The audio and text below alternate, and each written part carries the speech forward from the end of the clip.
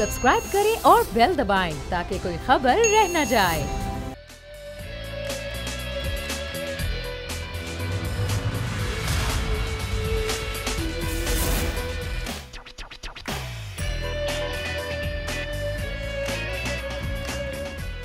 बिस्मिल्लाहिर्रहमानिर्रहीम, अस्सलाम वालेकुम। प्रोग्राम आज की ताज़ा खबर में आपको खुशामदीद कहते हैं। मैं हूं मुरीद अब्बास। आज हम प्रोग्राम में बात करेंगे कौमी असम्बली के होने वाले इजलास से मुतालिक, और इसके अलावा साबिक सदर आसिफ अली जरदारी ने बदीन में जलसे से खिताब किया और हुकूमत को उन्होंने ललकारा है। और चीफ जस्टिस साकिब निसार का आज उनका आखिरी दिन था, आज अपने ओहदे से सुबकदोश हो गए। उनकी क्या खिदमत रही मुल्क के लिए, जुडिशरी के लिए, इस पर भी हम प्रोग्राम के आखिर में बात करेंगे। लेकिन आज कौमी असम्बली का इजलास बड़ा इंटरेस्टिंग हुआ है, क्योंकि इससे पहले हमने देखा था कि वहाँ पर बहुत एक दूसरे पर तनकीद होती रही, बॉयकॉट होता रहा, अपोजिशन ने बॉयकॉट कई मरतबा किया, बहुत शोर शराबा होता रहा। लेकिन आज कौमी असम्बली के इजलास में पहली दफ़ा ऐसा हुआ है कि बड़ी अच्छी अच्छी बातें हुई हैं। कौमी असम्बली के इजलास में सब शीरो शकर हो गए।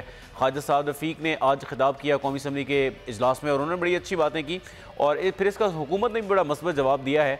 और परवेज़ खटक साहब ने कहा कि हम तो चाहते ही यही थे कि सारे मामला खुश उसलूबी से चलें, और इसके अलावा कायमा कमेटियों पर भी हुकूमत और अपोजिशन की तकरीबन मुशावरत मुकम्मल हो चुकी है। तो क्या ये हुकूमत के लिए बहुत अच्छा साइन है? क्या हुकूमत के लिए आने वाले दिनों में थोड़ी आसानियाँ पैदा हो रही हैं? क्योंकि एक तो शहबाज शरीफ साहब को उन्होंने कमेटी की चेयरमैनशिप दे दी, और इसके अलावा स्टैंडिंग कमेटियों के मामला भी तय पा गए, और आज ऐवान का माहौल बहुत अच्छा था, वहाँ पर बड़ी अच्छी अच्छी बातें हो रही थी। तो क्या अपोजिशन अब ज़रा फ्लैक्सीबल हो गई है हुकूमत के लिए? इस पर हम बात करेंगे। प्रोग्राम में हमें ज्वाइन करेंगे राना अरशद साहब, कुछ ही लम्हों में ज्वाइन कर लेंगे। मुस्लिम लीग नून साहब का ताल्लुक है, और उस्मान सईद बसरा साहब टेलीफोन लाइन पर हमारे साथ मौजूद हैं, उनसे भी हम बात करते हैं। सबसे पहले मैं उस्मान सईद बसरा साहब से बात करूंगा। बसरा साहब, ये बताएं कि सबसे पहले आज जो इजलास में बार बार बात की गई कि वज़ीर आज़म साहब असम्बली में क्यों नहीं आते, उन्होंने कहा था कि मैं आऊँगा, मैं सवालों का जवाब दूंगा। तो ये बताएं कि वज़ीर आज़म साहब अब असम्बली में कम कम क्यों आते हैं? बसरा साहब हमें थोड़ी देर में ज्वाइन कर लेंगे।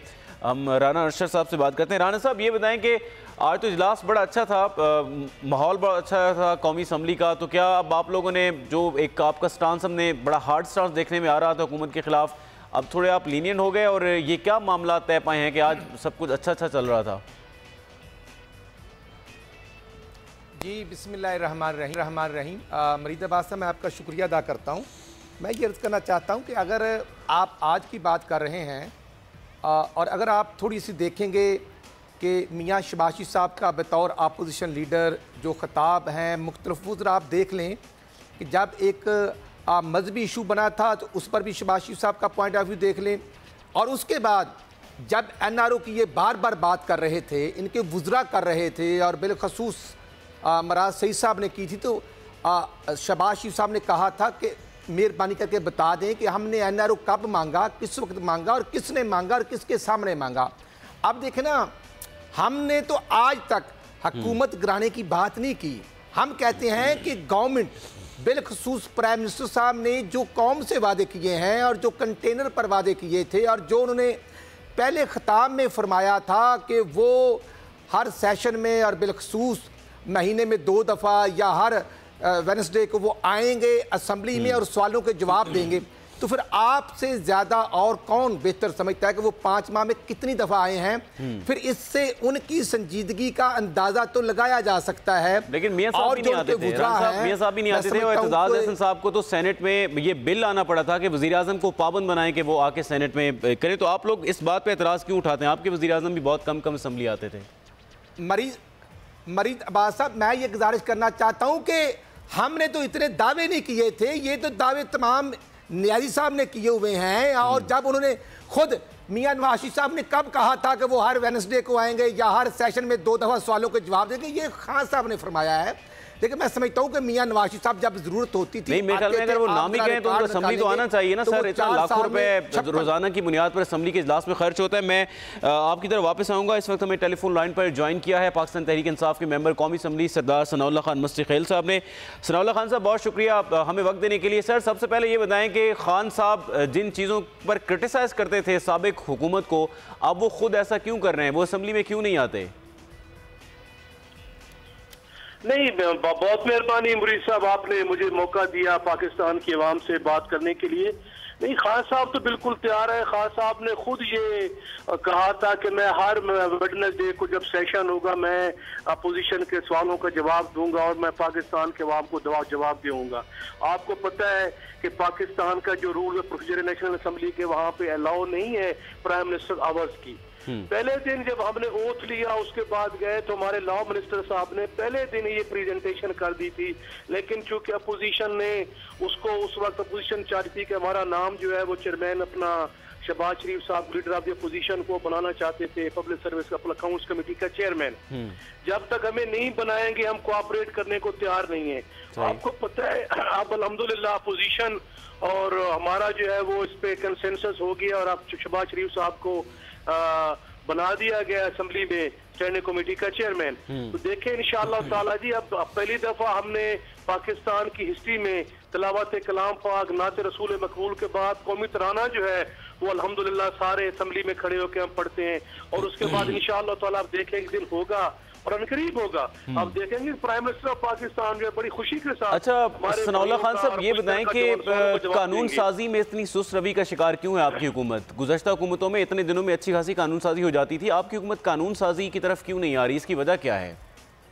नहीं, इसमें मैंने जो कहा डेडलॉक लगाया हुआ था अपोजिशन में। जब तक अपोजिशन के लोग स्टैंडिंग कमेटीज में मुरीद साहब नहीं होंगे, मेंबर्स नहीं बनेंगे, हम चाहते हैं कोई भी कानून साजी करें कंसेंसस के साथ करें और इंशाअल्लाह ताला आप देखेंगे और अनकरीब आप देखेंगे कि मैं law and justice standing committee का मेंबर भी। परसों हमारी मीटिंग हुई है, हमने इस्लामाबाद हाई कोर्ट का जो बिल है हमने जजेस की तादाद को बढ़ाया है और उसमें काफी मेंबर्स प्राइवेट मेंबर्स बिल जो हमने डिस्कस किए हैं और इंशाअल्लाह ताला आप देखेंगे अनकरीब। और उसमें उस स्टैंडिंग कमेटी के मीटिंग में लॉ जस्टिस मीटिंग में लॉ मिनिस्टर साहब आए थे, पूरी उनकी जो लॉ एंड जस्टिस कमेटी आए थे, उन्होंने ये वाज़ेह तौर पे कहा है कि मिनिस्टर साहब ने हमें ब्रीफ किया है कि ला रहे हैं आप देखेंगे जो पाकिस्तान की 70 साल तारीख में ऐसे लॉ नहीं लाए गए जिससे गरीब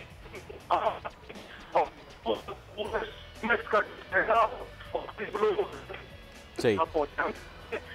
सनाउल्लाह खान साहब मैं आपकी तरफ वापस आऊँगा, मैं राना अरशद साहब को गुफ्तगू में शामिल करना चाह रहा हूँ। राना अरशद साहब ये बताएं कि आप लोग जैसे सनाउल्लाह साहब कह रहे थे कि अपोजिशन ने जो रवैया अख्तियार रखा उसकी वजह से बहुत डिले हुआ है कानून साजी में, क्योंकि असम्बली इजलास में तो अवाम का पैसा खर्च होता है, एक इजलास पे मिलियंस ऑफ रुपीज़ खर्च होते हैं, तो जो आपके सियासी मसाइल हैं उनको बाला ताक रखकर जो इंतजामी मामला हैं उस पर तो अपोजिशन को कोऑपरेट करना चाहिए था, बजाय इसके कि आप इस इंतजार में बैठे रहते हैं कि शहबाज शरीफ पब्लिक कमेटी के अकाउंट्स कमेटी के चेयरमैन बनेंगे तो हम कोऑपरेट करेंगे। जी मुराद अब्बास साहब, मैं आपका मशकूर हूँ और मैं सनाउल्लाह खान साहब का भी शुक्रिया अदा करता हूँ। हमारे भाई हैं और पिछले टनोर में मैं और हम एक ही पार्टी में इकट्ठे सूबाई असम्बली के मेंबर थे। इधर मैं मेरे भाई हैं, मैं इनका बड़ा मशकूर हूँ ज़ाती तौर पर। और दूसरा ये है कि इशू ये है कि गवर्नमेंट ने कमेटी कॉन्स्टिट्यूट करनी होती है और विद इन पैरामीटर्स कानून के मुताबिक जो उसकी फॉर्मेशन है वो सेक्रेटरी असम्बली ने उसको टेकअप करना होता है। और अगर आप देखेंगे पार्टी का और मुस्लिम लीग नून के पिछले एतबार तो हम मुखालफिन भी बड़े सख्त थे, लेकिन कमेटियों की जो तश्कील होती थी वो विद इन पैरामीटर्स होती थी। और यहाँ पर तो खान साहब क्योंकि फरमाते थे कि अपोजिशन के बगैर ही कमेटियाँ बना लेंगे, लेकिन वो पॉसिबल ना हुआ। और मैं समझता हूँ कि ये अच्छा सीन है कि आफ्टर ऑल फिर उन्होंने कहा कि अपोजिशन खुद फैसला कर ले, अपोजिशन लीडर का वो हुआ। हमने कब इनकार किया था कि कमेटियां ना बनाएं? हमने कब इनकार किया था कि वो देखना पिछले टनोर में पीटीआई और पार्टी मुश्तरका तौर पर अपोजिशन में थे और हमने इनका अपोजिशन लीडर जो था वो कौमी असम्बली में बनाया था। अब इशू ये है कि जब शबाशी साहब ने बात की 2 दिन पहले मेमन डैम पर, तो वो पेपरा रूल्स को मेंशन कर रहे थे और विद इन पैरामीटर्स गुफ्तगू कर रहे थे। तो फिर फैसल वावदा साहब की जो गुफ्तगू है, मैं समझता हूं कि अपोजिशन ने तनकीद करनी होती है। अपोजिशन को ये मैंडेट अवाम ने दिया होता है, राना साहब मुझे एक बात बताएं, राना साहब जब हम इखलाकियात की बात करते हैं, जब हम अच्छी गुफ्तगू की बात करते हैं, मिसाल के तौर पे अगर मैं तवक्को करता हूं कि मुझसे कोई अच्छी गुफ्तगू करे तो फिर मेरा रवैया भी ऐसा होना चाहिए। ये नहीं कि अपोजिशन को ये हक हासिल है। आप मुशाहिदुल्लाह खान साहब जिस तरह की ज़ुबान अल्फाज इस्तेमाल करते रहे वो इजलास में, वो उठा के देख लें। मतलब ये मैं गवर्नमेंट से भी कह रहा हूँ कि हुकूमती गुज़रा भी ऐसी ज़ुबान इस्तेमाल करते हैं, लेकिन ये दोनों it goes to opposition and government as well. ये सिर्फ एक का मामला नहीं है। मुराद भाई आप ठीक कह रहे हैं, आप ठीक कह रहे हैं, लेकिन मुशाहिदुल्लाह को नौबत क्यों आई जब मिनिस्टर इंफॉर्मेशन जो हैं बड़ा वो स्पोक पर्सन भी होता है और कैबिनेट मीटिंग का तमाम जो इम्पैक्ट होता है उसको आवाम तक पहुंचाने के लिए वो प्रेस ब्रीफिंग देते हैं। तो जब मिनिस्टर इंफॉर्मेशन का लैंग्वेज और एटीट्यूड ये होगा तो फिर वो मेंबरान अपने तौर पर उनका जवाब तो देते हैं। इशू ये है कि गवर्नमेंट को चाहिए कि वो अपोजिशन की बात सुनने के बाद उसको टेकअप करे। अब तो हमारा इशू ये है कि हम जो अपोजिशन इकट्ठे हैं, जो मुल्क के अंदर महंगाई, बेरोजगारी और उससे बढ़कर मैं समझता हूं कि जो डे बाय डे आज फिर बिजली की कीमतों में 63% जो नेपरा को ने टेकअप कर लिया है, कीमतों में इजाफा, ये अवाम अब लिमिट होती है। 2 दफा पहले बिजली की कीमतों में इजाफा हुआ, फिर गैसों की कीमतों में 143% इजाफा हुआ, फिर 3 दिन पहले जो मेडिसिन की कीमतों में इजाफा हुआ है। गरीब आदमी और हर आदमी परेशान है कि मेडिसिन की कीमतें चलो 2% बढ़ती, 5% बढ़ती, 15% बढ़ाई गई हैं, तो उस पर अब कंट्रोल नहीं है। सूबाई गवर्नमेंट्स और बिलखसूस पंजाब के अंदर जो हेल्थ हम सनाउल्लाह खान साहब से इसका जवाब लेते हैं, वो हमें बताएंगे इस बारे में ऐसा क्यों है। सनाउल्लाह साहब, इस पर बात करने से पहले मैं आपसे जानना चाहता हूं कि फवाद चौधरी साहब से लोगों को बड़ी शिकायत है, इवन आपके इत्तेहादियों को भी बड़ी शिकायत है। मोने सिलाई साहब ने जो फवाद चौधरी साहब ने स्टेटमेंट दिया, उस पर मोने सिलाई ने जो रिएक्ट किया और जो बाकी लोग हैं, तो हुकूमत का रवैया तो बड़ा लीनियंट होता है। आप लोग इतने जाहरे मिजाज क्यों हो जाते हैं आपके वज़रा?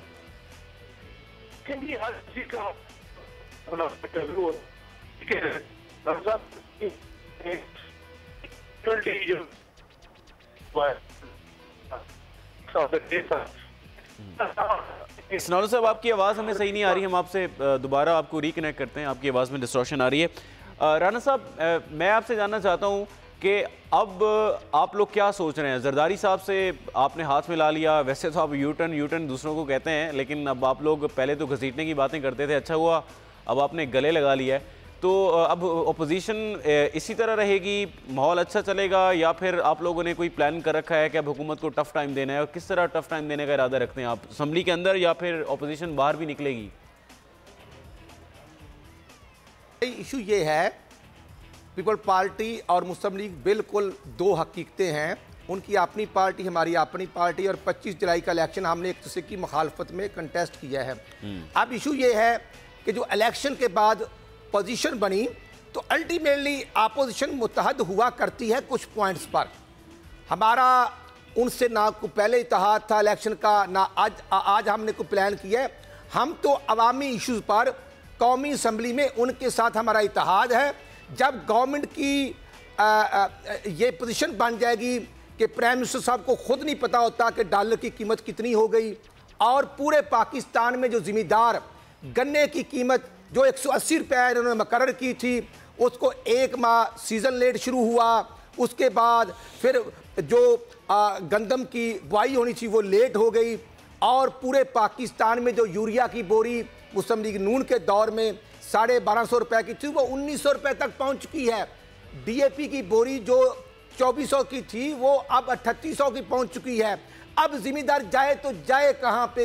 यहाँ लाहौर में 3 दिन से जिम्मेदार रो रहे थे, वो पूछने वाला नहीं था। तो मैं ये अर्ज करना चाहता हूँ कि जो इक़्तिसादी पोजीशन है, जो माली बुरहान है, उस पर हमने अपोजिशन बिल्कुल इकट्ठे हैं। हमने कोई हुकूमत गिराने की बात नहीं की, हमने कोई गवर्नमेंट के खिलाफ अदम इत्मीनान का ऐलान नहीं किया। हम तो ये कहते हैं कि गवर्नमेंट जो है वो कानून के मुताबिक अपना एक्टिव और इफेक्टिव रोल प्ले करे, लेकिन वो नहीं कर रहे।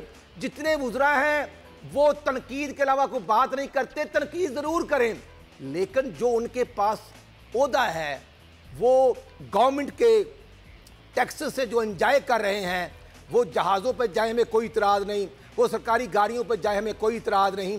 लेकिन इशू ये है कि अवामी इशूज को वो कब रिजॉल्व करेंगे। अब 6 माह होने को हैं, वो खुद उन्होंने 100 दिन का प्लान दिया था। 100 दिन में हुआ क्या कि अंडे ले लें, मुर्गी के बच्चे ले लें, कट्टे ले लें और अब और उसके बाद महंगाई ले लें। सनाउल्लाह साहब, हमें ये बताइएगा, इससे पहले जो आप बात कर रहे थे कि आपके वुज़रा इतने हार्श क्यों हो जाते हैं, आपको नहीं लगता कि ऐवान का माहौल अच्छा चलाने के लिए, चूंकि आप हुकूमत हैं, you have to be lenient, आपका ज़रा जो वुज़रा की ज़ुबान है वो थोड़ी सी नर्म होनी चाहिए? नहीं मुरीद साहब, इसमें तो कोई बात नहीं है कि हमें जो बिल्कुल, हम पार्लियामेंट में जो आते हैं, पार्लियामेंट एक मुकद्दस इदारा है जो हम पूरे पाकिस्तान के अवाम के वोट लेके वहाँ पहुँचते हैं, और अगस्त हाउस है, उसमें हमें बातें ऐसी करनी चाहिए जो अखलाकियात के, जो मैं समझता हूँ जमहूरी मैनर्स के मुताबिक हो। बात यह है जी कि मैं किसी का कुछ स्पोक्स पर्सन नहीं हूँ, मिनिस्टर ने क्या कहा क्या नहीं कहा, मैं हर कोई अपना जवाब आप देता है। लेकिन जहाँ तक राना अरशद साहब ने पूरा एक मुकदमा कायम किया, राना साहब ये 70 साल की महरूमियाँ हैं, ये 70 साल के मसाइल हैं, पाकिस्तान के जो काश्तकार रुल रहे, वो पाकिस्तान के काश्तकार 70 साल से रुल रहे हैं। मेरे हल्के में, और मैं समझता हूँ मेरे हल्के के साथ डी खान और बखर में 6-7 शुगर मिले हैं, और मुझे अभी तक याद है चीफ मिनिस्टर साहब जो है, मैं जो नीचे दरिया खान की कंस्टिट्यूंसी, वहाँ से MP अनअपोज हुए थे शहबाज शरीफ साहब, वहाँ के जो दरिया खान शुगर मिल है, वो आपको राना साहब शायद इल्म ना हो, वहाँ 2 अरब रुपए की डिफॉल्टर्स थी, और पिछले 3-4 साल से वो गन्ने के काश्तकारों को पैसे नहीं दे रहे थे। मैंने असेंबली के फ्लोर पे क्वेश्चन उठाया, वहाँ वो उसका मालिक जेल में गया, अभी तक वो प्रॉब्लम्स आ रहे हैं, गन्ने के काश्तकारों को आ रहे हैं, जमींदारों को आ रहे हैं, इसमें कोई शक वाली बात नहीं है। और मैं बिल्कुल जमींदार का बेटा हूँ, मैं जमींदार हूँ, बेहतर अंदाज में जानता हूँ मामलात को। उसके बाद जो बात राना साहब कर रहे थे, बिजली महंगी हुई, गैस महंगी हुई, देखें जी मुरीद साहब, हमें कितने दिन हुए हैं जी? 6 माह हुए हैं ना जी। 6 माह में क्या होता है जी? हमने 100 डेज का एक एजेंडा दिया, 100 डेज का एक प्लान दिया, हम 100 डेज में ये करेंगे। अवाम ने हमें मैंडेट दिया है 5 साल का। 5 साल के अंदर अगर हमने अवाम के हालात, PMLN और पीपल्स पार्टी, उनको भी अवाम देख चुकी है, अगर हमने उनसे बेहतर न किए, हमने गरीब के लिए यूटिलिटी की सर्विसेज सस्ती न की, हमने काश्तकारों को भलाई न की, हमने एम्प्लॉइज का भला न किया, हमने पाकिस्तान को खुद मुख्तार और खुशहाल न बनाया, तो लेट द पीपल डिसाइड। मैं आपको बताना चाहता हूँ कि राना साहब ने जो मुकदमा पेश किया, मेरे भाई हैं, मैं पूछना चाहता हूँ राना साहब कि पिछले 5 साल में जो हमारे इस्लामिक कंट्री से Saudi Arabia, UAE, Kuwait, Qatar, जो पाकिस्तान पे जान निछावर करते थे, एक बात ये था कि वो सऊदी अरेबिया मियां नवाज शरीफ साहब को यहाँ मुशर्रफ से देख के वहाँ ले गया अपने सरूर बहाल में, और उन्होंने वहाँ से पाकिस्तान की गवर्नमेंट को प्रेशराइज करके ले गए। आज वही सऊदी अरेबिया जो पिछले मुस्लिम लीग नून के दौर में उन्होंने मोदी को अपना सबसे बड़े एजाज से नवाजा, UAE ने उन्हें अपने सबसे बड़े एजाज से नवाजा, पाकिस्तान जो खारजा महाज पे तन्हाई का शिकार हो गया था, वो इस्लामिक कंट्रीज जो हम पे जान निछावर करते थे, मियां नवाज शरीफ की सरकार को वो जो है वो आप समझते हैं मुरीद अब्बास साहब कितनी वो जो है फ्री ऑफ कास्ट वो डेफर्ड पेमेंट्स पे और फ्री ऑफ कास्ट पेट्रोलियम और प्राइस देते रहे। लेकिन सनाउल्लाह साहब, आपकी सारी बातें ठीक हैं, आपकी सारी बातें ठीक है, लेकिन मैं आपसे जानना चाहता हूँ, आपने कहा कि लेकिन हुकूमत का एक, जब हुकूमत आती है और अपने मामला तय करती है, एक सम मुतय्यन होती है, उसके बाद चीज़ें बेहतर लगने लगती है। आपको लगता है आप कब तक अवाम को ये समझाते रहेंगे कि भाई वो रॉ मटेरियल महंगा हो गया तो दवाएं महंगी हो गई, इनके जो डे टू डे चीज़ें ना उसमें तो कोई आसानी पैदा करें ना सनाउल्लाह साहब? मुरीद साहब, हुआ ये है कि इन्होंने गैर कानून इलेक्शन हमारे हुए 25 जुलाई को 25 जुलाई को हमारे इलेक्शन हुए हैं। हमने 25 जुलाई के बाद हमारे सितंबर में आके जो है हुकूमत बनी है, हमें हाल ही में बजट पेश करना पड़ गया। अब जो हम जिमनी बजट दे रहे हैं 30 को, उसमें हम पूरा एक एजेंडा दे रहे हैं। अवाम को मैं अनफोल्ड नहीं करना है, लेकिन मैं आपको खुशखबरी सुनाना चाहता हूँ। उनमें गरीब सेगमेंट जो है, मजदूर है, किसान है, रेडी वाले हैं, छापड़ी फरोश है, जो नेग्लेक्टेड क्लासेज हैं, उनके लिए आप देखेंगे इंशाल्लाह रिलीफ भी होगा। और इंशाल्लाह ताला जो आपका ईज ऑफ बिजनेस है। सनाउल्लाह साहब, हमें ब्रेक पर जाना है, आपने अच्छी खबर सुनाई है और आई एम श्योर जो आप कह रहे हैं वो ऐसा ही होगा, इंतजार रहेगा। हमें प्रोग्राम में वक्त हुआ है ब्रेक का, ब्रेक के बाद दोबारा वापस आएंगे, हमारे साथ रहिए।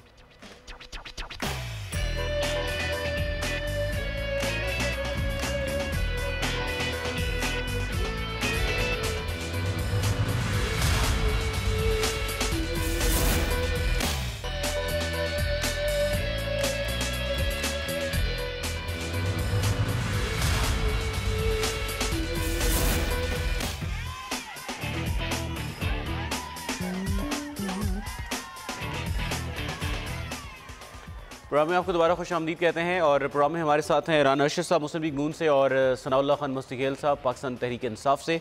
सनाउल्लाह साहब, आप ब्रेक से पहले कुछ कह रहे थे, मेडिसिन में जो इनकी कीमतों में इजाफा किया गया है ये मामला है, बिजली की कीमतों में इजाफा हो रहा है। चाहे आप आवाम को जो भी समझाते रहे, लेकिन मेरे ख्याल में अगर आपके इलाके का कोई भी एक आम शख्स है, आप उसको समझा पाएंगे कि वो क्योंकि बाहर कीमतें बढ़ी हैं तो हमने भी बढ़ा दी हैं। हमारे अवाम वैसे भी ज़्यादा देर तक सब्र नहीं करते। सनाउल्लाह साहब,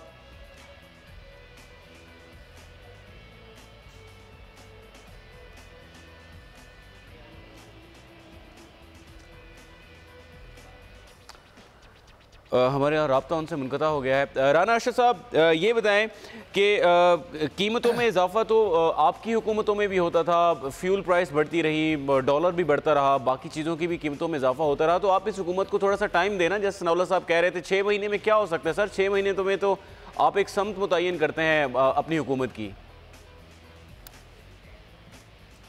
जी मरीद अब्बास साहब, मैं ये अर्ज़ करना चाहता हूँ कि हमने कब टाइम नहीं दिया, हम तो गवर्नमेंट को टाइम दे रहे हैं। और जरा आप 5 साल का हिसाब आप 6 महीने में क्यों चाह रहे हैं राना साहब?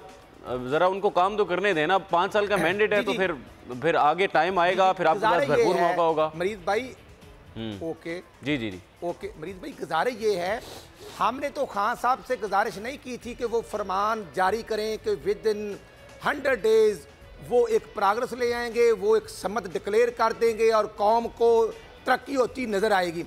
अब 100 डेज में जो कुछ हुआ है कौम उसी को तो डिस्कस कर रही है कि 100 डेज में क्या होता है कि आपकी स्टॉक एक्सचेंज जो है वो हमारे दौर में हमारे ऊपर इल्ज़ाम भी लगते रहे 54,000 इंडेक्स तक थी। आज अगर 37,000 इंडेक्स तक आई है, आज मिराज भाई आप स्टेट बैंक का पॉइंट ऑफ व्यू देख लें कि 6 माह में 77% गैर मुल्की सरमायाकारी में कमी वाकया हो चुकी है। ये स्टेट बैंक जो है ये गवर्नमेंट का है। आज गवर्नमेंट के स्टेट बैंक ने ये अपना पॉइंट ऑफ व्यू दिया हुआ है। अगर आपके पास न्यूज़पेपर है तो आप उसमें देख सकते हैं। और ये 6 माह जुलाई से लेकर दिसंबर तक 90 करोड़ डॉलर सरमायाकारी आती है, जबकि हमारे पिछले दौर में अगर आप देखेंगे तो 3 अरब 95 करोड़ डॉलर की इन्वेस्टमेंट पाकिस्तान आती है। तो डिफरेंस तो है इसमें। अब अपोजिशन हमारा क्या कसूर है कि जो हम अगर आप सऊदी अरब जाते हैं तो हम कहते हैं पूरा पाकिस्तान चोर, अगर आप यूएई जाते हैं तो कहते हैं पूरा पाकिस्तान चोर। भाई चोरों को आप पकड़े ना, और मेरे भाई साहब करें ना, साहब किसने कहा ना करें, हमारा करें। नहीं वो पकड़े तो फिर आप कहते हैं कि हमें पॉलिटिकल विक्टिमाइजेशन हो रही है। केसेस पहले से बने हुए हैं राना साहब, आपकी क़यादत पे जो केसेस हैं वो इस हुकूमत ने नहीं बनाए, वो जो हमारे एहतसाब के इदारे हैं उन्होंने बनाए हैं। जब केसेस चलते हैं फिर आप सियासी पॉइंट स्कोरिंग करते हैं, आप इसे पॉलिटिकल विक्टिमाइजेशन कहते हैं। आप इसको नहीं, ये पॉलिटिकल कोई ऐसा पॉइंट नहीं, ये तो खुद खान साहब कहते थे कि 50 लोगों को गिरफ्तार करेंगे। और जैसे परसों मिनिस्टर इंफॉर्मेशन ने कहा कि नैब ने अब तक जरदारी साहब, बिलावल साहब और मुराद अली शाह और फरियाद तालपुरी को गिरफ्तार क्यों नहीं किया। ये परसों मिनिस्टर इंफॉर्मेशन का पॉइंट ऑफ व्यू है, जिसके मुकाबले में कल फिर नैब का पॉइंट ऑफ व्यू आता है। तो ये मिनिस्टर जो हैं ये क्यों स्पोक पर्सन बनते हैं अदारों के। और नैब देखना, हमारा दौर था तो मियां नवाज शरीफ साहब बतौर प्राइम मिनिस्टर नैब इत्साब कोर्ट में पेश होते रहे।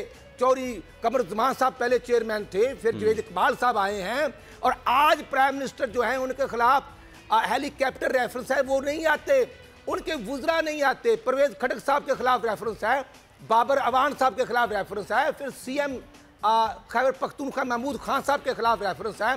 तो नहीं राना साहब, मुझे बात बताएं ना कि वो तो उसको फेस कर रहे हैं। जैसे बाबर अवान साहब के खिलाफ रेफरेंस गया और उन्होंने बाबर अवान साहब को जो ओहदा दिया था उससे हटा दिया। वजीर आला KP नैब जा रहे हैं, वो जाके नैब में जाके पेश होते हैं। उन्होंने तो नहीं कहा कि कोई साजिश हो रही है, लेकिन आपके जब भी लोग जाते हैं आप कहते हैं साजिश हो रही है हमारे खिलाफ। मराज साहब इशू ये है, गिरफ्तार होते हैं तो सिर्फ अपोजिशन के होते हैं। मियाँ शबाशी साहब को गिरफ्तार किए हुए 3.5-4 माह हो गए हैं, अब रेफरेंस बन रहे हैं। और बाबर अवान के खिलाफ तो रेफरेंस बन चुका है, उनको गिरफ्तार नहीं किया जाता। अलीम खान साहब को गिरफ्तार नहीं किया जाता। जहांगीर तरीन साहब के खिलाफ केसेस हैं, उनको गिरफ्तार नहीं किया जाता। और उससे बढ़कर फिर जो उनके वुज़रा हैं, परवेज खटक साहब के खिलाफ कितना बड़ा रेफरेंस है, कोई पूछता है? कोई नहीं पूछता। वो मैं अर्ज ये करना चाहता हूँ। फिर फैसल वावडा साहब को सिंध हाई कोर्ट ने बुलाया, उनकी प्रॉपर्टी जो आप यूके में निकल आई है उसकी मनी ट्रेल किसने देनी है। मोहतरम हलीमा बीबी साहबा का जो केस है वो कौम के सामने आ चुका है। मैं समझता हूं कि इंसाफ होना चाहिए, सबका होना चाहिए, इंसाफ होता नजर आना चाहिए। हमने इनकी हुकूमत चले आपने जो पॉइंट्स उठाए हैं इनके जवाब हम उस्मान सईद बसरा साहब से लेंगे। हमें टेलीफोन लाइन पर उन्होंने ज्वाइन किया है, लेकिन उससे पहले मैं आपको आज साबिक सदर आसिफ अली जरदारी में खिताब किया है और हुकूमत को उन्होंने ललकारा है। उन्होंने क्या कहा बदीन में वो सुनवाते हैं, फिर इस पर बात करते हैं। प्लॉट तो खत्म हो गए, जमीनें पूरे पाकिस्तान की खत्म हो गई, अब बाकी बचे हैं कोई गैस, कोई ऑयल, कुछ ये ज़ख़ीरे। अब ये चाहते हैं कि वो भी ले लें। तो मैं उन्हें ये कहना चाहता हूँ कि इतना दीवार से मत लगाओ, इतना दीवार से मत लगाओ। ये मेरे हाथ में फिर अवाम नहीं रहेगी। हर गरीब आदमी जो है वो आपको हाथ उठा के बदवा दे रहा है। ना आए हैं ना अवाम में दोबारा जाने का इरादा है। और मैं आपसे कह दूं, आज सुन लें आप और सुन ले पूरा पाकिस्तान कि इमरान 5 साल नहीं निकालेगा, सवाल ही नहीं पैदा होता। हमारी पब्लिसिटी निकलती है, आपका स्कैंडल होता है। हम पे आप पब्लिसिटी कराते हैं अपना आपका स्कैंडल छुपाने के लिए। ये सारा ड्रामा मुझे अब समझ आया कि आपने अपने स्कैंडल्स छुपाने के लिए किया हुआ था। ये इंसाफ पार्टी, ये फलाना पार्टी, ढिमकाना पार्टी, ये सारा अपना जो आपने खैरात से, लोगों की खैरातों से गबन किया हुआ है पैसा, उसको छुपाने के लिए कर रहे हो। कब्र तो पूछेगी, मगर इंसान जात भी पूछेगा तेरे को दुनिया में, याद रखना। गुमान में भी ना सोचेगा कि आपको कोई खौफ होना चाहिए या पीपल्स पार्टी के वर्करों को कोई खौफ होना चाहिए। इंशाअल्लाह इन सब को हम संभाल लेंगे, इन सब का मुकाबला अकेले ही हम करेंगे। ये भुट्टो जी, साबिक सदर आसिफ अली जरदारी साहब जो आज बदीन में थे, उन्होंने वहाँ पर जलसे से खिताब किया, हुकूमत को ललकारा कि हुकूमत 5 साल पूरे नहीं कर सकती और ज़कात का पैसा गबन किया हुआ है और इस हुकूमत ने दोबारा अवाम में जाना ही नहीं है, ये चंद दिनों की मेहमान है। उस्मान सईद बसरा साहब क्या कहते हैं, आप लोग चंद दिनों के मेहमान हैं और ये जो गबन शबन के इल्ज़ामात लगा रहे हैं, इस पर क्या कहते हैं आप? बिस्मिल्लाहिर्रहमानिर्रहीम। मुरीद हुसैन, आपका बहुत शुक्रिया कि आपने मुझे यहाँ पे मदऊ किया। अभी मैं आपका प्रोग्राम में जब मेरी लाइन इन की है अभी आपने, तो इससे पहले राना मोहम्मद अरशद साहब जो हैं ये यहाँ पे बड़ा पुरजोश खिताब फरमा रहे थे। अब फिर जब मैं इनको कुछ कहूँगा तो फिर ये कहेंगे हमें पार्लियामेंट की जुबान नहीं आती। झूठ बोलने वाले को झूठा कहा जाता है, ठीक है जी। राना अरशद साहब माशाल्लाह से बड़े जबरदस्त, इनकी ड्यूटी बड़ी सख्त लग गई है। दुनिया के करप्ट तरीन, स्लगिश तरीन, रबिश तरीन पॉलिटिकल लीडर्स को, जिनको सुप्रीम कोर्ट ऑफ पाकिस्तान ने डिसऑनेस्ट, सिसिलियन माफिया, डाकू करार दिया है, उनको इन बेचारों को डिफेंड करने की ड्यूटी लगी है। अब ये जो हम कारकुनान होते हैं ना जी मुरीद भाई, ये अपने अपने लीडरान का अक्स होते हैं। ये नेचुरली होता है पूरी दुनिया के अंदर, पार्टीज के अंदर कारकुनान अपने लीडर का अक्स होते हैं। राना साहब परफेक्ट अक्स हैं नवाज शरीफ का, यानी झूठ बोल रहे हैं। एक बिल्कुल जबरदस्त तस्वीर है मरियम नवाज की, बिल्कुल कैलिबरी फॉन्ट लग रहे हैं मुझे इस टाइम। अभी यहाँ पे बैठ के, ये पाकिस्तान का नेशनल टेलीविजन है। मुराद भाई, आपका सवाल ये है जो जवाब मिल रहा है, मैं अभी अल्लाह के भरोसे आपको ऐसा जवाब दूंगा कि तसल्ली नहीं। वो पहले जो आप बात करें तो उसका जवाब दे रहे जी। अब जो मैंने सवाल किया था उस पे आप जवाब दे नहीं सकते बसरा साहब। बसरा साहब, आपके पास जवाब नहीं है, ये तनकीद आपके पास। आप हुकूमत में हैं, आप बताएं कि आपने अवाम के लिए क्या 6 माह में किया। मैं ये कर रहा हूँ, राना साहब मैं आपकी तरफ वापस आऊंगा। राना साहब मैं आपकी तरफ वापस आऊंगा। राना साहब मैं आपकी पूरी बात सुनूंगा। राना साहब मैं आपकी पूरी बात सुनूंगा। पहले बसरा साहब ने हमें अभी ज्वाइन किया, पहले इनको बात कर लेने प्यार करेंगे। आपने 6 माह में क्या किया? मैं राना साहब ये हम से पूछते हैं पड़ेगी जी छुरी के नीचे दम लेना पड़ेगा। अब चलें सर, उस्मान साहब आप फरमाएं। मुरीद भाई देखिए, मुझे अफसोस किस बात का है, बोल टेलीविजन पाकिस्तान के जो अव्वलीन तरीन टेलीविजन उनके अंदर है, इतनी बड़ी आपकी व्यूअरशिप है। मैं राना साहब का कसूर नहीं है, आपके प्रोग्राम में बैठ के अपने लीडर का ये अक्स है, उसकी छवि है, वो जेल में है, ये आपके टीवी पे बैठे हुए हैं। नहीं सर, देखें मेरी बात सुनो उस्मान साहब, आप ऐसे नहीं कह सकते, बिकॉज हमारे लिए बड़े रिस्पेक्टेड हैं, कोई भी है, ये तो पॉलिटिकल मामला है ना, आप कोई भी ख्याल रख लें, इससे हमारा कोई ताल्लुक, कोई लेना देना नहीं है। स्टूडेंट लीडर रहे हैं मेरे साथ, सवाल का जवाब नहीं देंगे, इनकी ट्रेनिंग ही यही है। सुनिए न्याजी साहब ने ट्रेंड यही किया है। अच्छा, मेरे सवाल की तरफ आ जाएं, दुनिया के उस्मान साहब छोड़ देना, आप और राना साहब लड़ाई छोड़ देना, मेरे सवाल की तरफ आ जाएं प्लीज। अब पाकिस्तान को उन्होंने फिक्स पर दांव पर लगा दिया है, जुए पर लगा दिया है। सुनिए ये आवाम के लिए कुछ नहीं करेंगे। इनसे ये पूछिए आपका कि सवाल का जवाब नहीं देंगे। कानून का मैं पूछता हूँ कि वो रेफरेंस बताएं जो परवेज खटक पे फाइल है। अभी इन्होंने कहा कि परवेज खटक पे रेफरेंस फाइल है, कमी हुई सही।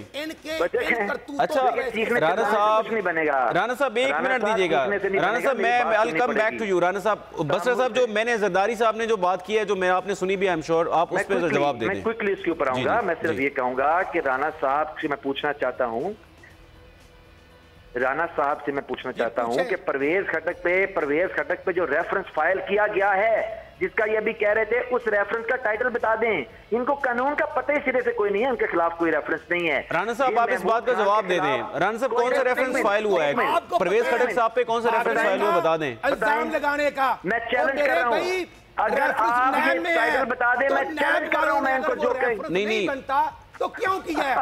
आप मेरे सवालों का जवाब ना दें सर। रेफरेंस राना साहब, रेफरेंस बाद में दायर होता है। राना साहब रेफरेंस बाद में दायर होता है, और उसके बाद मेडिसिन महंगी राना साहब और पूरे राना साहब बात सुन लेना। राना साहब मुरीद भाई सुनिए, राना साहब बात सुन लें। पाकिस्तान को हाथ में पुकार से कुछ नहीं होगा। राना साहब, पाकिस्तान को राना साहब मैं ये कह रहा हूँ, कर दिया है। राना साहब रेफरेंस बाद में फाइल होता है, पहले इन्वेस्टिगेशन होती है, उसके बाद नैब रेफरेंस फाइल करते हैं। मैं आपकी तरफ वापस आऊंगा। उस्मान साहब वी हैव ब्रेक, हम वापस आ रहे हैं, ब्रेक लेते हैं। जी राना साहब मैं आपकी तरफ वापस आऊंगा, एक ब्रेक का वक्त हुआ, ब्रेक के बाद वापस आएंगे। अब हमारे साथ रहिए।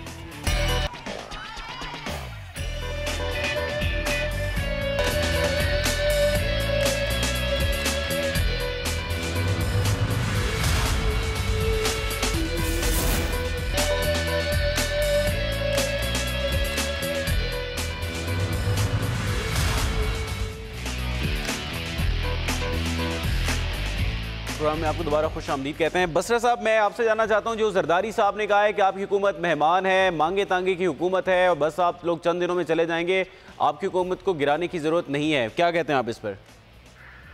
देखिए मेरे ख्याल में जरदारी साहब जो हैं वो जिस सभी स्टेट ऑफ माइंड से गुजर रहे हैं उसको आप सब अंडरस्टैंड कर सकते हैं कि बिल्कुल JIT के मामला आपके सामने हैं, ओमनी ग्रुप के साथ उनके मामला आपके सामने हैं और इसमें कोई शक नहीं है कि जरदारी साहब आने वाले दिनों के अंदर इंशाल्लाह ताला जो भी एक कानून का रास्ता कानून बनाएगा मंतकी इंजाम तक, वो जरदारी साहब ने वहाँ पे पहुँचना है। इसलिए जो इस सारी वो जो चीखों पुकार कर रहे हैं, पब्लिक रिलीज कर रहे हैं, लोगों को कह रहे हैं, एक ऐसे डरे हुए इंसान के अल्फाज हैं, ऐसे डरे हुए हारे हुए इंसान के हैं जो कानून की अमलदारी के सामने इंशाल्लाह हारता हुआ नजर आ रहा है।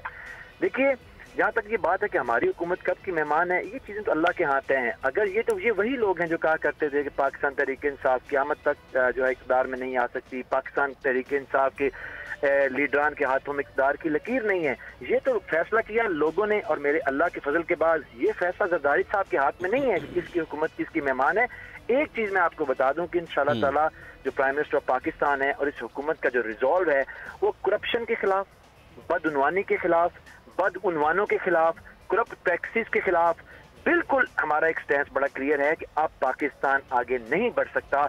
और ये जितने भी लोग हैं आप देखें, सब पार्लियामान के पीछे छुप रहे हैं, सब आइन के पीछे छुपने की कोशिश कर रहे हैं, सब एक जमहूरियत जिसको ये जमहूरियत डिफाइन करने की कोशिश कर रहे हैं। और ये सारी चीखों पुकार सिर्फ इसलिए है, इसके पीछे मैं नहीं, मुरीद हुसैन भी जानते हैं, आपके कैमरामैन भी जानते हैं और पाकिस्तान की 22 करोड़ अवाम भी जानती है कि क्योंकि करप्शन जो है वो तश्त अज़बान है, क्योंकि जो शवाहिद हैं वो बिल्कुल सामने हैं, क्योंकि इसके अंदर जो प्रोसेस ऑफ लॉ होगा उसका जो एक लॉजिकल कंक्लूजन है वो भी सबके सामने है कि क्या होगा।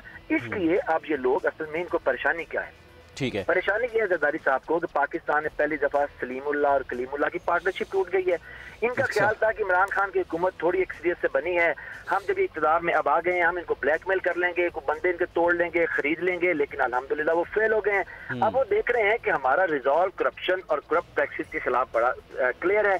उन्होंने देखा है कि नवाज शरीफ अपने मंतकी अंजाम को पहुंच चुके हैं। चले सही है उस्मान साहब, नाज बलोच साहब ने हमें ज्वाइन किया है, पाकिस्तान पीपल्स पार्टी से आपका ताल्लुक है और तहरीक इंसाफ में भी इससे पहले रह चुकी। नाज बलोच साहब, thank you so much for joining us. ये बताइएगा, जो बसरा साहब बात कर रहे हैं कि आप लोग पार्लियामेंट के पीछे छुपना चाहते हैं क्योंकि केसेस बड़े क्लियर हैं, जरदारी साहब जेल जाने वाले हैं, अब वो कहते हैं कि हुकूमत जाने वाली है और ये हुकूमत नहीं चल सकेगी। बिस्मिल्लाहिर्रहमानिर्रहीम।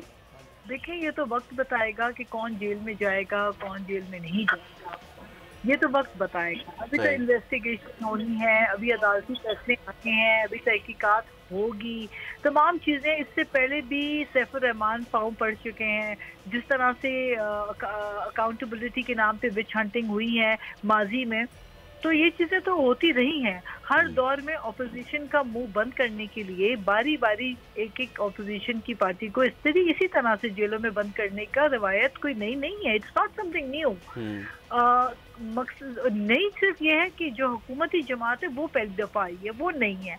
और उन्होंने दावा किया था कि हम नए पाकिस्तान लेकर आएंगे, हम दो नहीं एक पाकिस्तान लेकर आएंगे, लेकिन यहाँ पे हमें दो पाकिस्तान नजर आ रहा है। यहाँ पे तो हमें ये दिखाई दे रहा है कि जो हुकूमती जमात में हेलीकॉप्टर के केस हों, चाहे वो जो है वो KPK एहतसाब कमीशन के हों या तो बिलियन ट्री सुनामी के घपले हों, उन तमाम चीज़ों के ऊपर तो ना GIT। नाज बलोच साहब, मैं आपसे जानना चाहता हूँ कि जो केसेस हैं वो ना तो इस हुकूमत ने बनाए हैं, वे साबका हुकूमत के केसेस हैं, चेयरमैन नैब आपकी जमात के और PMLN के लगाए हुए थे, तो फिर आप लोगों को इस हुकूमत से शिकायत क्यों है? What government has to do with this? You know, अच्छा, इस पे मैं आपको एक गुजारिश करता हूँ। अगर काबीना के वज़रा हफ्ता 10 दिन पहले आकर बैठकर खुद बताएं, ऐवानों में खड़े होकर खुद बताएं, टॉक शोज में आकर बताएं कि जनाब अब फलाने की पकड़ होने वाली है, अब फलां बंदे की धकड़ होने वाली है, ये तमाम चीजें जो पेशेंट गोइयां बैठकर ये कर रहे होते हैं और हूबहू जैसे ये स्क्रिप्ट राइट कर रहे हैं, जैसे जैसे ये बातें कर रहे हैं, वही चीज वैसे फिल्म चल रही है। तो इसका मतलब क्या हुआ? इसका मतलब ये हुआ कि ये अपनी पुअर परफॉर्मेंस, क्योंकि देखिए हुकूमत को मिला 5 महीने के अंदर अब तक हुकूमत ने एक रिलीफ अवाम को नहीं दिया। बिजली महंगी, गैस महंगा, गैस तो नायाब हो गई है ही नहीं। 70% गैस प्रोड्यूस करने वाला सूबा सिंध जो है, जो सबसे ज्यादा रेवेन्यू जनरेट करता है, उधर गैस नहीं है। उधर आप जो है वो 90 अरब की जो डेवलपमेंट के बजट थे उसके अंदर आपने अभी तक पेशरफ बिल्कुल ठीक। नाज बलोच साहब, thank you so much, we are running short of time, हमें क्लोजिंग करनी है। नाज बलोच साहब आपका बहुत शुक्रिया, राना अरशद साहब मुस्लिम लीग नून से थे, सर आपका भी बहुत बहुत शुक्रिया, और उस्मान सईद बसरा साहब इंसाफ से हमारे साथ मौजूद थे, आपका भी बहुत बहुत शुक्रिया। चीफ जस्टिस साकिब निसार साहब आज अपने ओहदे से सुबकदोश हो गए और पाकिस्तान की अदालती तारीख में वो हमेशा याद रखे जाएंगे। जिस तरह से उन्होंने ताकतवर को कानून के कटहरे में लाया, चाहे वो साबिक वज़ीर आज़म का केस हो, चाहे वो स्कूल माफिया का केस हो, चाहे वो बड़ी बड़ी हाउसिंग सोसाइटीज़ के मालकान के केसेस हों, जो समझते थे कि हुकूमतें बना सकते हैं, गिरा सकते हैं, लेकिन वो अदालतों को जवाब दे हुए। 15 दिसंबर 2017 को सुप्रीम कोर्ट ने इमरान खान को अहल और जहांगीर खान तरीन को नाअहल करार दिया। पनामा केस में 28 जुलाई 2017 को सुप्रीम कोर्ट ने उस वक्त के वज़ीर आज़म नवाज शरीफ को नाअहल किया। 1 फरवरी 2018 को मुस्लिम लीग नून के रहनुमा निहाल हाशमी तौहीन अदालत के मुर्तकिब करार पर आए, 1 माह कैद की सज़ा और 5 साल के लिए नाअहल हुए। और सिर्फ ये मामला नहीं है, मफाद आमा के बहुत सारे ऐसे केसेस हैं जिसमें चीफ जस्टिस मियां साकिब निसार बहुत एक्टिव नज़र आए। मेडिकल, जो जाली मेडिकल कॉलेजेस थे, जो ज़्यादा फ़ीसें वसूल कर रहे थे, अगर उनका मामला हो, साफ़ पानी का मामला हो, और इसके अलावा जो फूड अथॉरिटी का मामला हो, चीफ जस्टिस ने वो हमारे इदारे जो कि हुकूमत के मातहत काम करते हैं लेकिन किसी न किसी वजह से उनको प्रेशराइज किया जाता था, जैसे ताज़ा मिसाल है पंजाब फूड अथॉरिटी की। जब पंजाब फूड अथॉरिटी ने लाहौर में छापे मारना शुरू किए रेस्टोरेंट में, और जब उनको प्रेशराइज किया गया, उनके खिलाफ कैंपेन चलाई गई, चाहे वो मीडिया के लोग हों, चाहे वो ताकतवर लोग हों, चाहे वो पुलिस के आला अफसरान हों, चीफ जस्टिस ने सबको कानून के कटहरे में ला के खड़ा किया और उनसे जवाब तलबी की, बहुत एक्टिव नज़र आए। और इसके अलावा मोबाइल फ़ोन का भी उन्होंने केसेस पर उन्होंने फैसले दिए, मोबाइल कार्ड पर वसूल किए जाने वाले टैक्सेस मुअत्तल किए, और इसके अलावा उन्होंने वफाकी हुकूमत और दीगर मुतल्लिका इदारों को फौरी तौर पर भाषा डैम और मोहम्मद डैम की तामीर का भी हुक्म दिया। ज़ैनब केस ले लें, और इस तरह और बेतहाशा केसेस ऐसे हैं जिसमें चीफ जस्टिस मियां साकिब निसार बहुत एक्टिव नज़र आए। आज सुप्रीम कोर्ट ऑफ पाकिस्तान में उन्होंने अपनी आखिरी अदालत लगाई, अपने ओहदे से सुबकदोश हो गए और उन्होंने कहा कि हो सकता है कि अपने इस टेन्योर के दौरान उनसे कुछ गलतियां भी हुई हों, लेकिन उन्होंने सिद्क़ नियत के साथ इस मुल्क की बेहतरी के लिए काम किया। नए चीफ जस्टिस आसिफ सईद खोसा साहब कल अपने ओहदे का खलफ उठाएंगे और उन्होंने भी कुछ इस तरह के ही अज़्म का अदा किया है कि जुडिशरी में बेहतरी लाई जाएगी और सो मोटो को कहा कि इसका कम इस्तेमाल किया जाएगा। प्रोग्राम से मुझे इजाज़त दीजिए, अल्लाह हाफ़िज़।